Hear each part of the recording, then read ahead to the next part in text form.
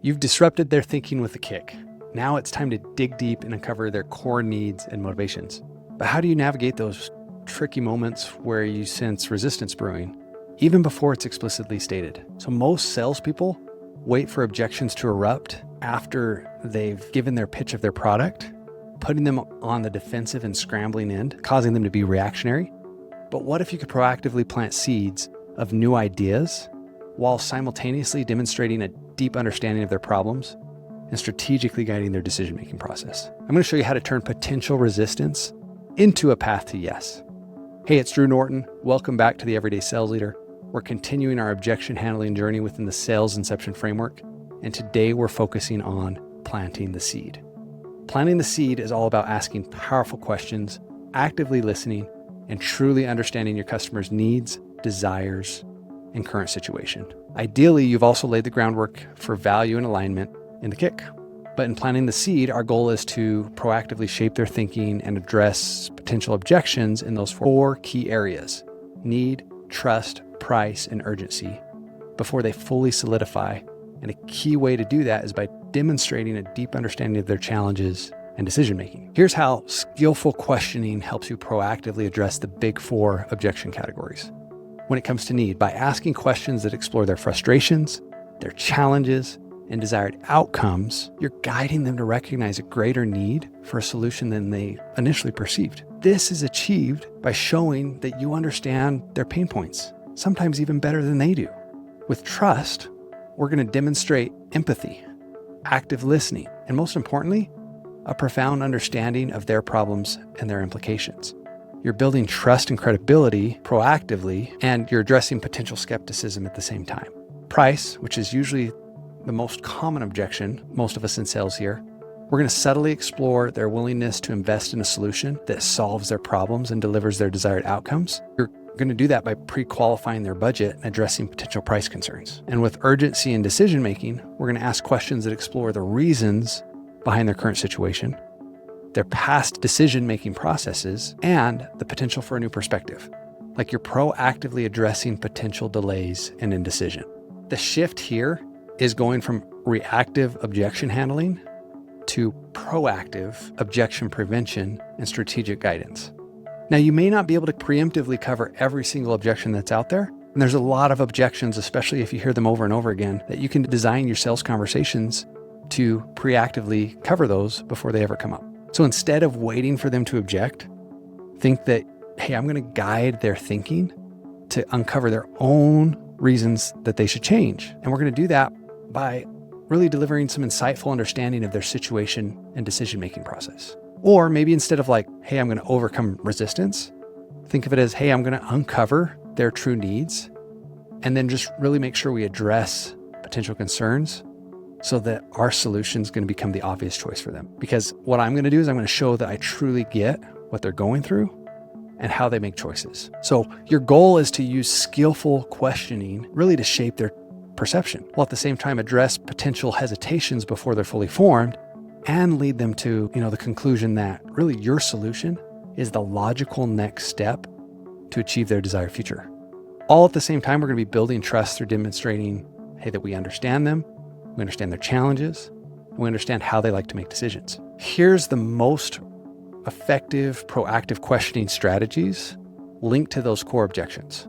So with needs, we want to explore and help them explore their ideal situation and the real gap between where they are and that ideal situation. So we're going to paint a vivid picture of what the ideal scenario looks like for them, and then contrast that to their current reality.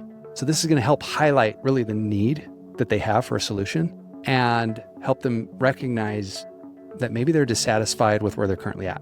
They may not even know that, but help show them, hey, where they could be and where they currently are. And we're going to do that by articulating their pain points. Imagine if you could hit $500,000 a year in revenue for your business. What would that be worth to you in terms of the money or in terms of the amount of stress reduction, right? Now, what's the biggest obstacle that's preventing you from achieving that today? And what's the real impact of that obstacle on your business or on your life?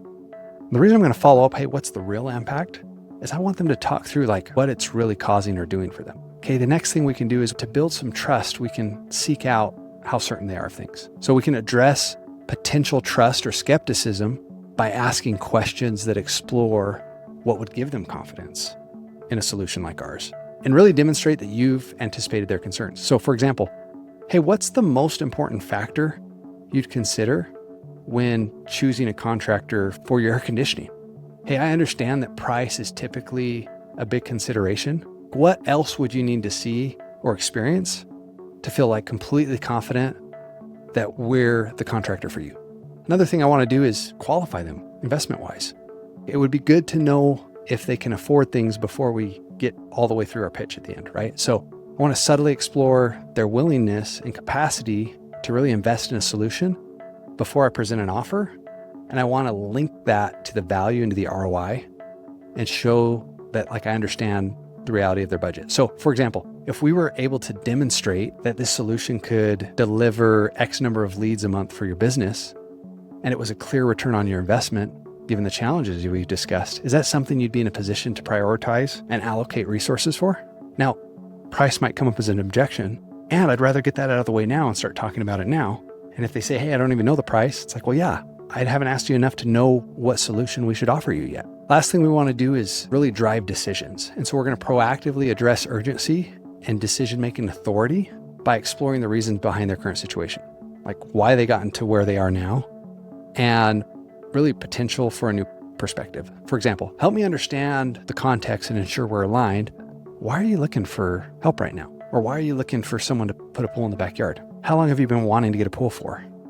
What other options have you explored?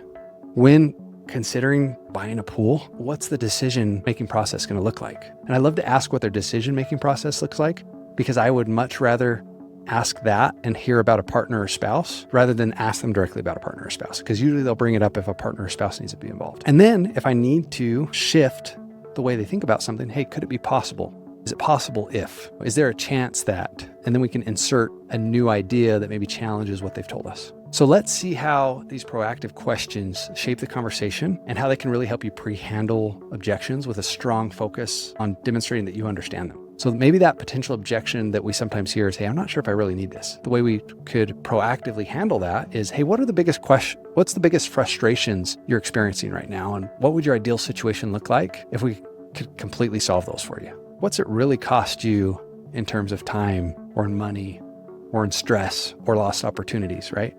So it's not just about money. Sometimes we make it too much about that. There could be other things that are stressing them out about whatever problem your product or service solves. Now, maybe the potential objection is, hey, I'm not sure if this is going to be the right fit for me or the right solution for me. Some proactive questions we could ask, if that's coming up, is, hey, what are the most important factors you consider when you make a decision on things? And hey, given the challenges you've kind of outlined, what would you want to see, or what would you need to know, or what would you need to feel to be completely confident that a solution like this is going to be a worthwhile investment and really help you achieve your goals? So that's where we start talking about the value up front. We're getting in a price, but we're trying to shift that conversation to value and trust. Now, the next potential objection could be, hey, I don't have the budget for this. That comes up often, right? Maybe the proactive question is, hey, if we could demonstrate that this is going to save you 10 hours a week of your time, and it's going to be a clear return on your investment, given what you've told me are the current constraints, the limited budget you have, if we could do that, if we could show you how it'd save you 10 hours a week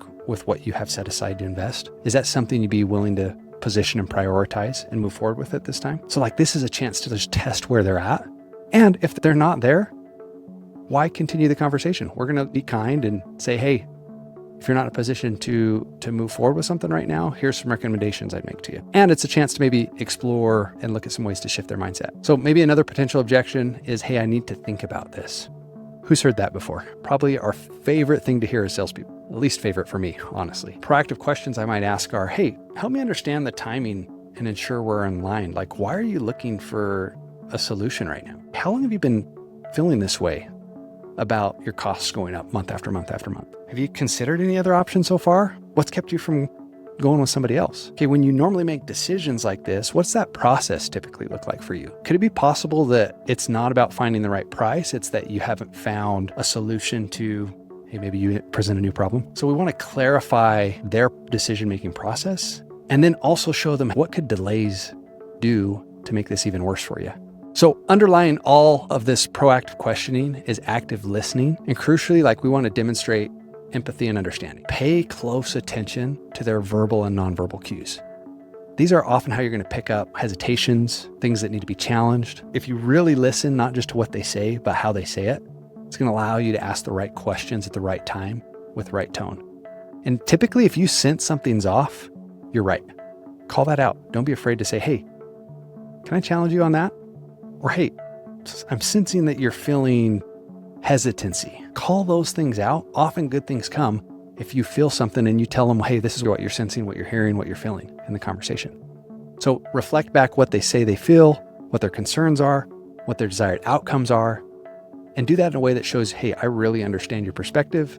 I'm going to validate the experience you're having, and I'm going to help you, and we're going to build some stronger rapport and trust. We can use phrases like, hey, it sounds like you're feeling nervous, about picking the right company to put the pool in the backyard, which is completely understandable, given the fact that you've got barely enough set aside to invest in a pool, and you don't want to pick the wrong person and have bigger problems or a bigger bill come in. So it's totally understandable that you'd be concerned about not picking the right person to work with. Because in my experience, many people also were in your position and they didn't know who they should trust. The reason they went with us is they love that and X, Y, or Z about your company, or X, Y, or Z about what you do. We're looking to create a safe space for them so they can be open and honest. And we do that by repeating back what we're hearing them say. So by mastering proactive questioning and demonstrating really empathetic understanding in planting the seed, you can guide your customers towards a decision while minimizing resistance,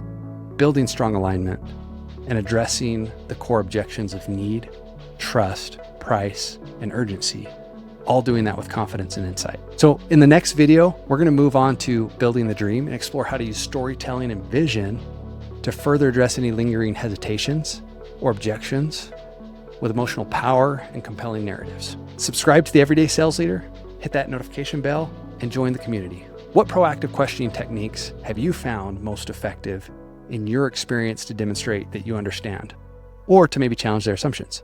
Share your insights and best practices in the comments below. Thanks for watching, and remember, sales is life.